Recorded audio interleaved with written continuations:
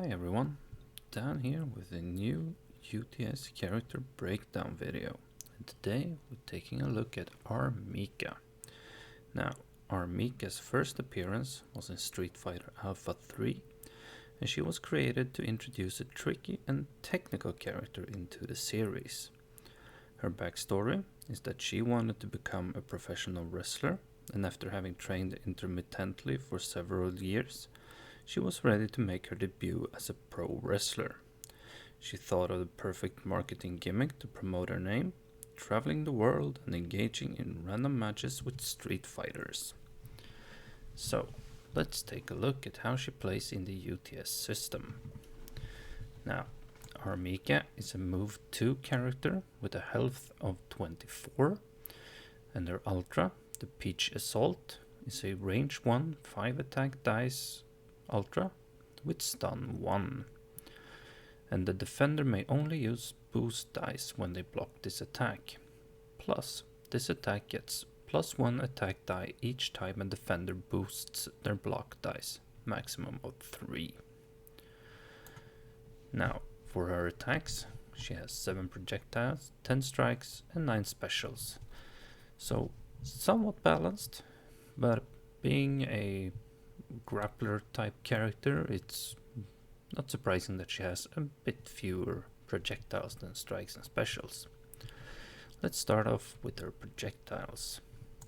We have the Shooting Peach, a 2 dice EXable attack with range 2 to 3, with edge and range 2, with the added effect that after this attack resolves, move our Mika to a space adjacent to the defender if able. Then we have the Fierce Shooting Peach, 3 dice attack, 2 to 4 range, with edge and range 3. And after this attack resolves, move our Mika to a space adjacent to the defender if able. Then we have her strikes. First off, we have the Daydream Headlock, 3 dice, range 1 attack, with stun 1. With the added effect that if this attack deals damage, move our Mika up to 1 space. Then we have the Passion Rope Throw, a 2 dice, range 1 attack with throw 2. And if this attack throws the defender into an object or wall, they take 1 additional damage and are placed in a space adjacent to our Mika. Then we have the Dive Bomb, 3 dice, range 1 to 2 attack with mix up 1 and poke.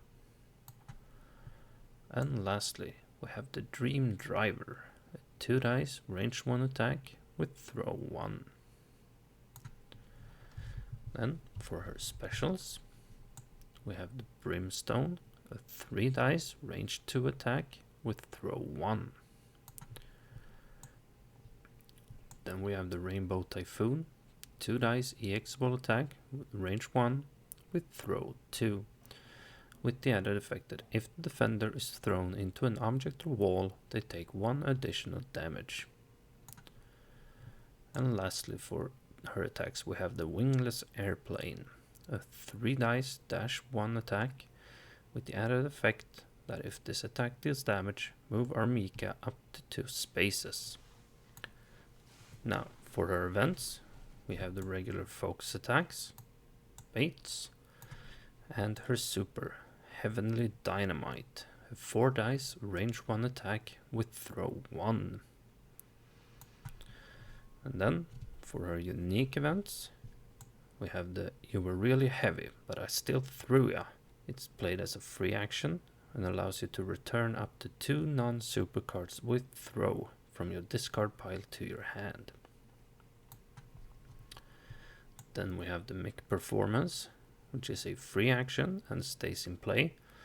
While this card is in play, your attacks get +1 attack die. Attack cards you play without throw get throw 1 until they are discarded. Discard this card at the end of the turn. Now, what's interesting about this one is that these bonuses stack.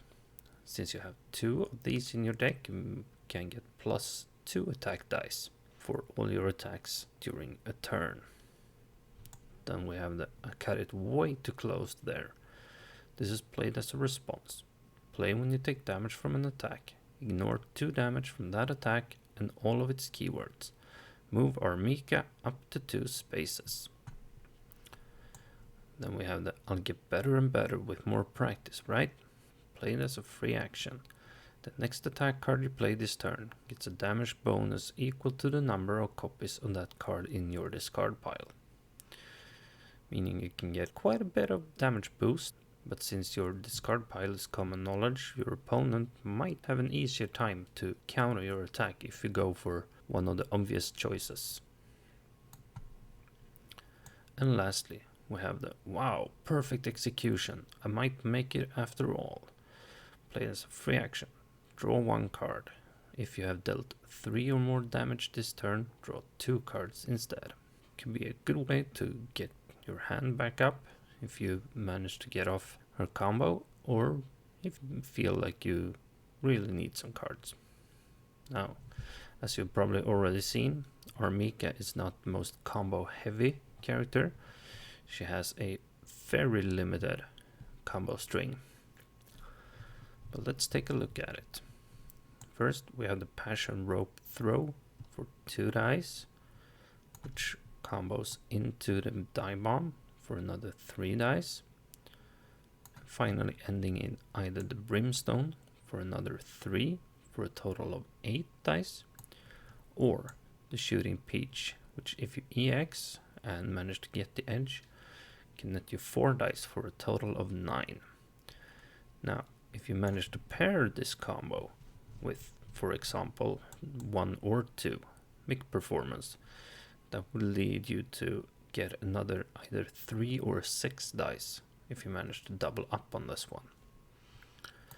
Meaning she has a potential to get a lot of damage, but it's also very risky, especially since Passion Rope Throw is range 1, and on range 1 her projectiles won't be able to hit as they are from range 2 and up. So, for example, if you forego the Passion Rope Throw and instead choose to do a 2-card combo starting off with a Die Bomb, you might have an easier time to get the combo off, seeing as it has range 1 to 2. On the other hand, if you double up on Mika performance, then you can always bait your opponent to try and bait out the strike, hoping that they only have 1, and then throw out the Passion Rope Throw. So while she can be quite tricky and need a very specific setup, she can still hit hard, has a lot of throws, making it hard to block her, and you really need to try and counter her. So in the hands of a good player, she could do really well. So that's all I have for our Mika. Thanks for joining me. But remember, keep your day job, kids. Not everyone can fight like me. This is Dan Hibiki, signing off.